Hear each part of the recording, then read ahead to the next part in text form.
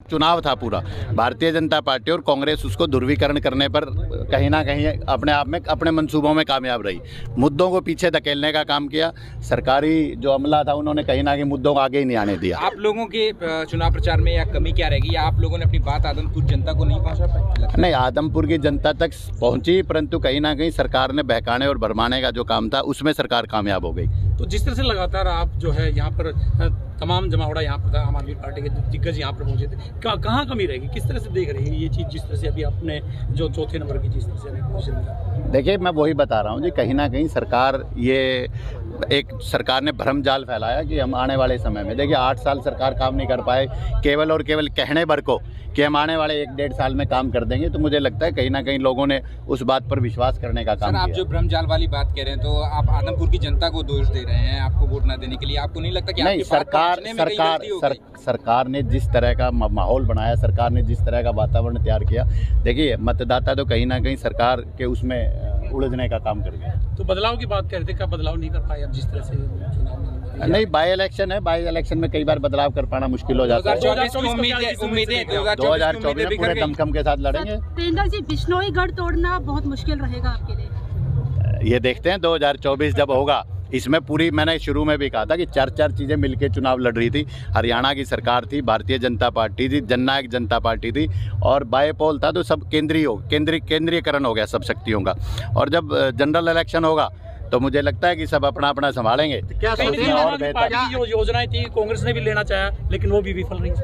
देखिए, डुप्लीकेट तो चलता ही नहीं, ओरिजिनल कॉपी थी, और जब भी चुनेंगे लोग ओरिजिनल को चुनने का काम करेंगे।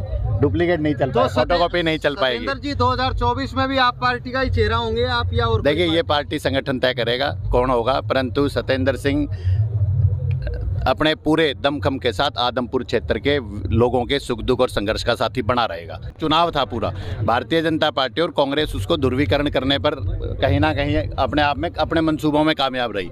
मुद्दों को पीछे धकेलने का काम किया।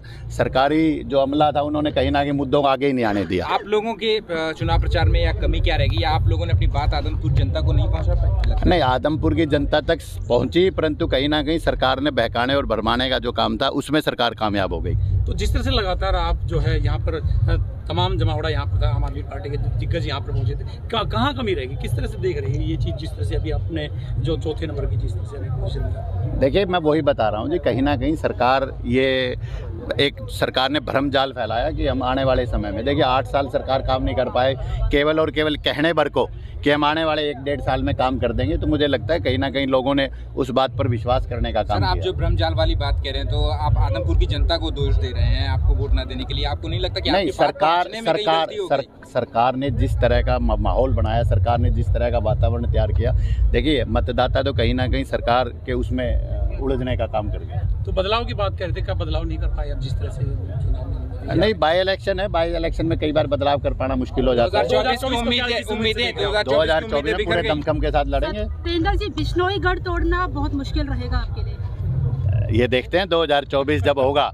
इसमें पूरी, मैंने शुरू में भी कहा था कि 4 चीज़ें मिलकर चुनाव लड़ रही थी। हरियाणा की सरकार थी, भारतीय जनता पार्टी थी, जननायक जनता पार्टी थी, और बाय पोल था, तो सब केंद्रीयकरण हो गया सब शक्तियों का।